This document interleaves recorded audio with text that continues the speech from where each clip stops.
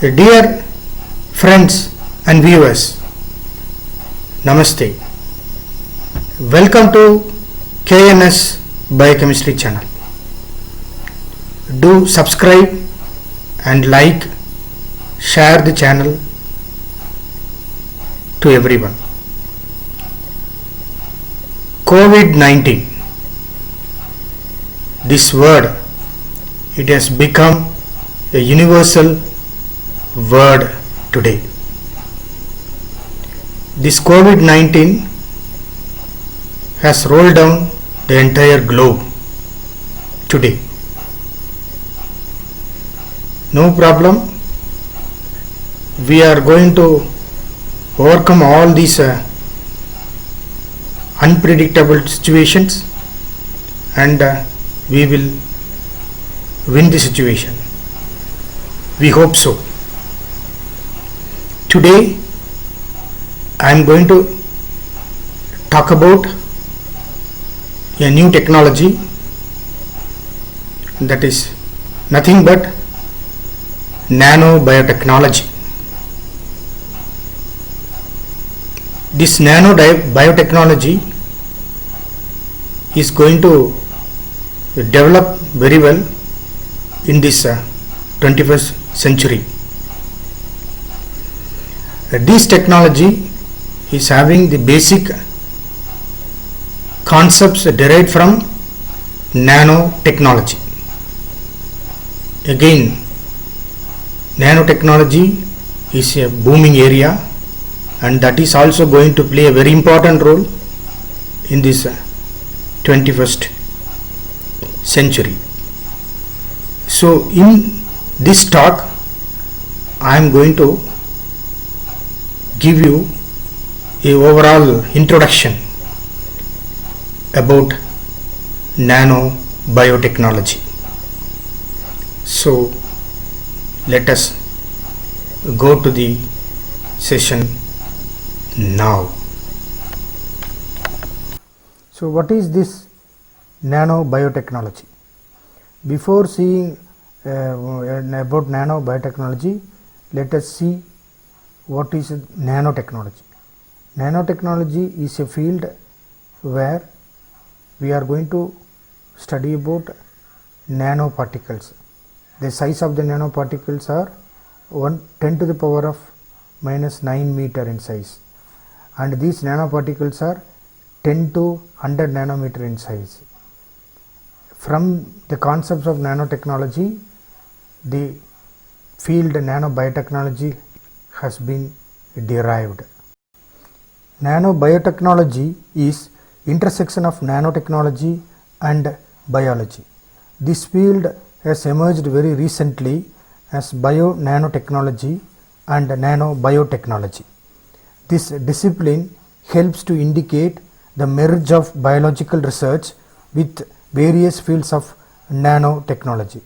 The concepts that are enhanced through nanobiology, that includes nano devices, for example biological machines, nanoparticles, and nanoscale phenomena that occurs within the discipline of nanotechnology. Here in this picture you are seeing this structure of ribosome. That is one of the very important subcellular organelle. See, the ribosome is involved in protein synthesis, and this ribosome is a living best example for a biological nanomachine. So similar type of nanomachines are there in all the living cells. So the most important objective of this nanobiotechnology is that they are frequently found in living cells as nanomaterials, that is nanobiology devices. They are involving applying nano tools to relevant medical or biological problems.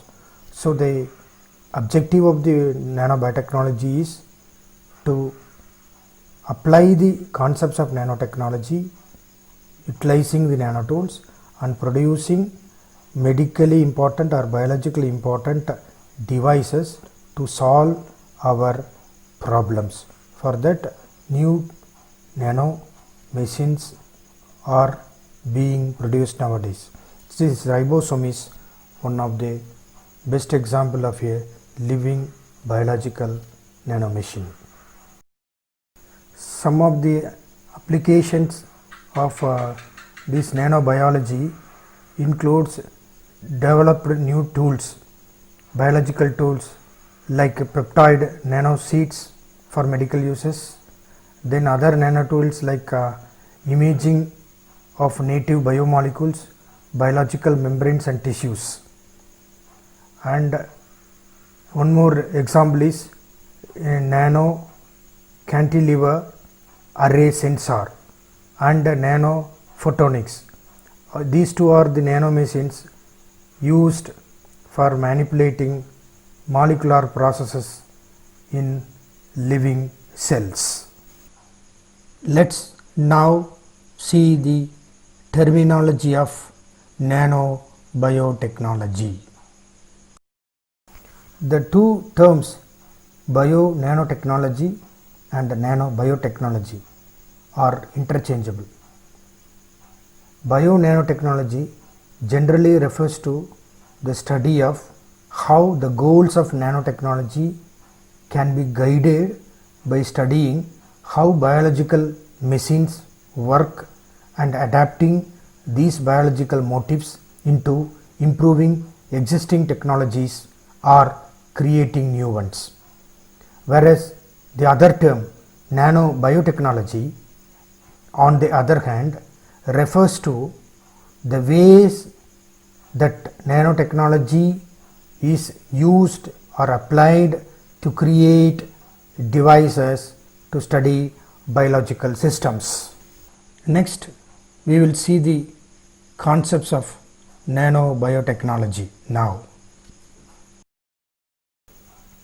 Let us see another biological machine, that is kinesin protein, which is working on the microtubule of the cell. So this kinesin protein is actually a molecular biological machine that uses protein domain dynamics on nanoscale. So if you see the picture, you see that kinesin is there on the top of the microtubule. When microtubule starts contracting, this protein will be walking from one direction to other direction, from one end to other end. So in that way it is going to show you the mechanical property of that kinesin protein. So this is another example for a nano scale machine which is available in the living cells. So based on these biological principles is that the nanobiotechnology can use these principles of biology, and using that we can create new technological devices like natural kinesin, and these devices, the newly produced devices, will be applied and it will be used for studying various concepts and principles of bio-nanoscience. So let us see what are all the areas where these concepts can be applied. The following concepts are applied. First one is mechanical properties, second one electrical and electronic properties, and the third one is thermal properties. Next one is to study the biological mechanisms, that is the nanoscience of diseases.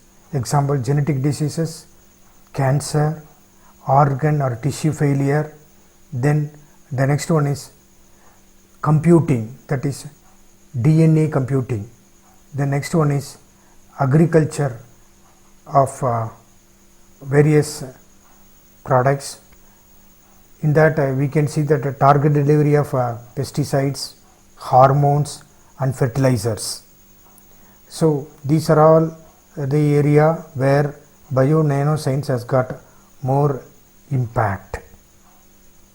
From this we come to know that nanobiotechnology takes most of its fundamental concepts from nanotechnology. The devices which are designed for nanobiotechnological purposes and uses are directly based on other existing nanotechnological concepts. So this nanobiotechnology often used to describe the overlapping multidisciplinary activities associated with biosensor, example photonics, chemistry, biology, biophysics, nanomedicine and engineering converge. Dear friends, let's move on to the applications of nanobiotechnology. Lot of applications are there in nanobiotechnology. The first one is the best way of helping modern medicine through nanobiotechnology. This nanobiotechnology progresses through various machines for treating symptoms of diseases and generating cures and regenerating biological tissues. In USA, patients have received whole cultured bladders with the help of nanobiotechnology. This technique is used in other way also. It has been demonstrated in some animal studies that a uterus can be grown outside the body and then placed in the body in order to produce a baby.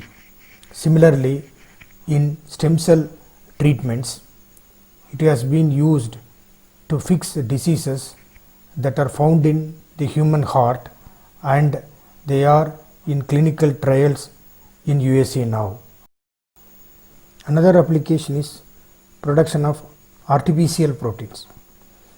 Artificial proteins can be made available without the need for using harsh chemicals, utilizing expensive machines.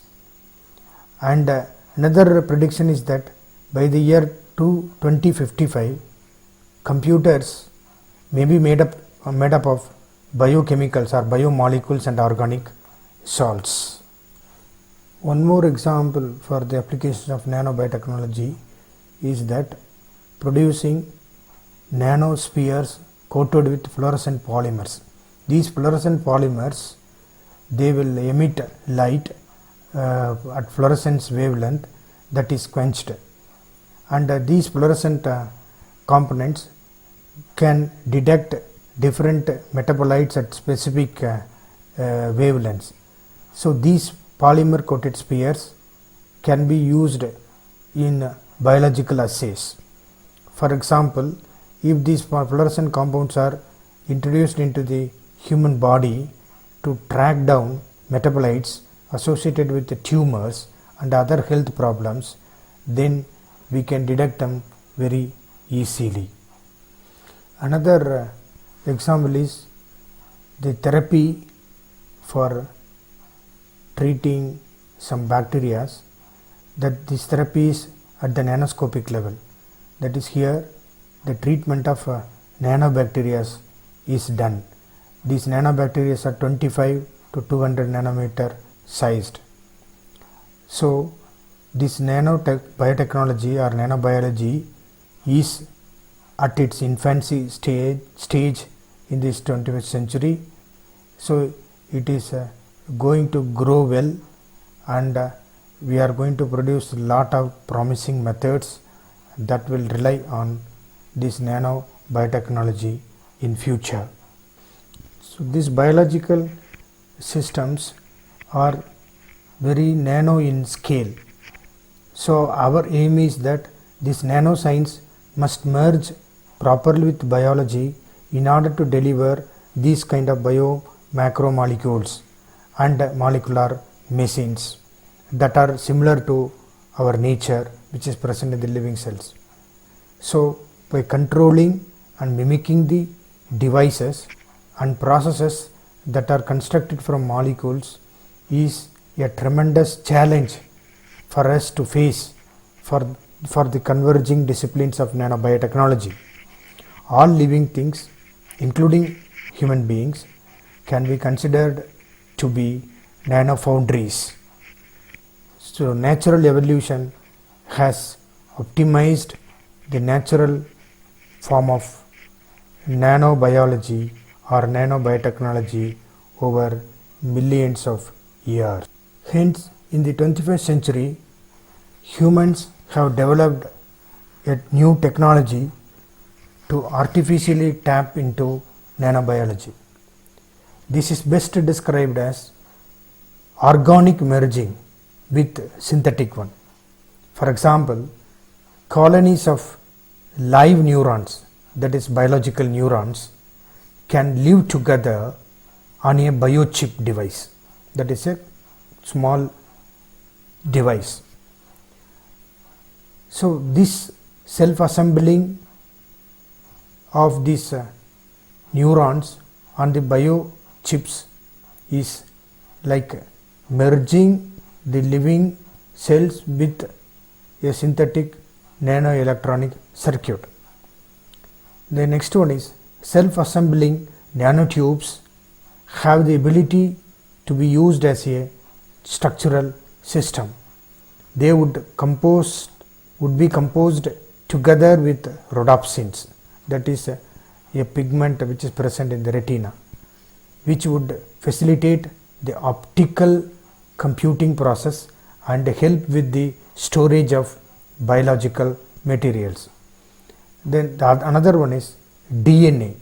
This DNA can be used as a structural proteomic system, a logical component for molecular computing. So this DNA nanotechnology is one important example of nanobiotechnology. The utilization of the inherent properties of a nucleic acid like DNA to create useful materials is a promising area of modern research. Another important area of research which involves taking advantage of membrane, that is cell membrane properties, to generate synthetic cell membranes. Proteins that self-assemble to generate functional materials could be used as a novel approach for the large scale production of programmable nanomaterials.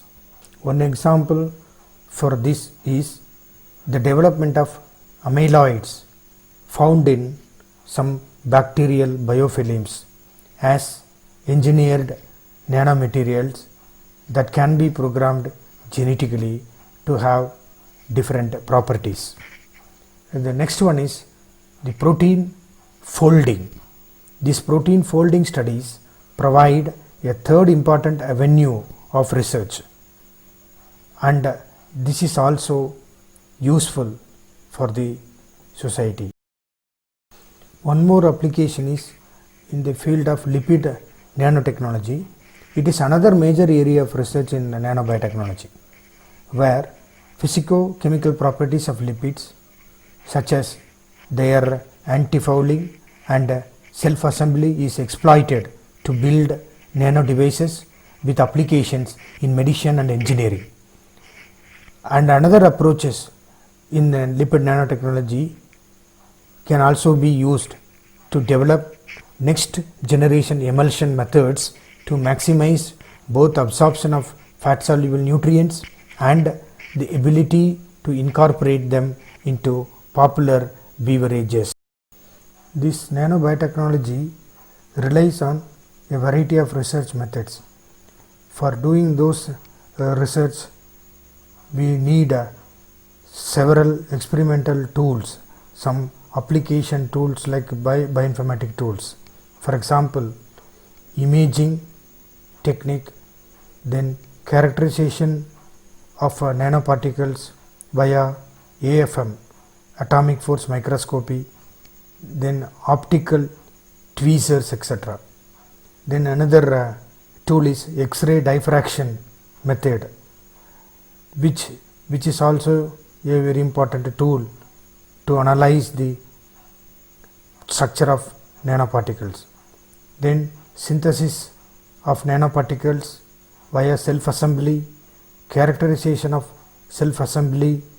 All these things can be done using the tools like MP, SPR, DPI, recombinant DNA methods, etc. Then, in order to study the theoretical aspect of research, statistical mechanics and nanomechanics are used, and they are used for computational approaches also. In nanotechnology, the approaches like bottom up and top down approaches, then multi-scale simulation and supercomputing are highly used. Hello friends, in this particular talk I have mentioned about nanotechnology and nanobiotechnology or bio-nanotechnology, the role of nanobiotechnology, then various biological devices they are produced for our biological purposes. Then I have mentioned about the various types of tools, that is bioinformatic tools, that can be applied in the field of nanobiotechnology. So at the outset,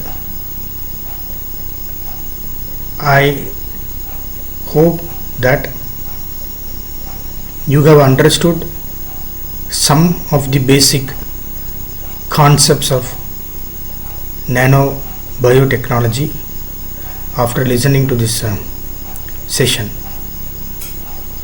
In the next forthcoming sessions, I am going to elaborate on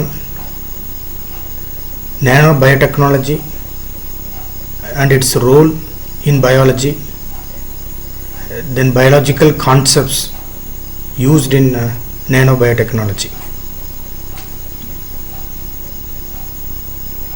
So do watch KNS Biochemistry, like and share it. With this, I am going to end this session. Thank you all. Jai Hind.